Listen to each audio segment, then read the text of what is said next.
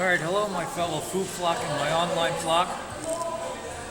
And as always, go flock yourself. We're here with another fun, maybe exciting, possibly action-packed, who knows, award-winning, probably not, episode of that show you've all come to know, love, and or possibly hate, Fat Guy Theater. I'm the Fat Guy, and today my theater, for the first time in quite a while, is the Pan Express here in Center City, Philadelphia. Now, today's topic, Superman. Now, I don't know how well you'll be able to see it, but on this shirt is a Superman logo, and it says off duty. So were I Clark Kent or Superman, I'd actually just be Clark Kent right now. And it would be good to have that shirt because then someone walk up to you, want something, you would point and say, I'm off duty. Of course, they'd say, what kind of superhero are you? You're supposed to be available to us 7 days a week, 24 hours a day, 365 days a year. And then I'd be like, but then how am I going to write all those goddamn stories for the Daily Planet? So either way, this would turn ridiculous, much like everything in the world. But here's a fun idea.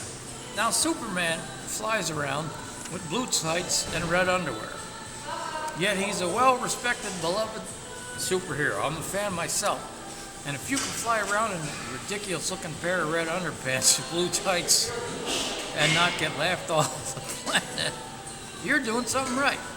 Now, I figure, what if, in order to indicate whether he's on duty or off duty or not, Superman wears blue tights and red underwear when he's on duty, and then when he's not on duty, he wears red tights and blue underwear. So you can say, oh, Superman's wearing the blue shorts. I'm going to have to handle Lex Luthor myself. Now, I thought this would be fun. Maybe one day, just for insanity's sake, I'll put on some blue tights and some red underpants. Maybe I'll even get some a really offensively tight Speedo to put around put over the tights, and then make everybody around town lose their lunch as I'm walking around. You know? If you're gonna be insane and ridiculous, go all the way.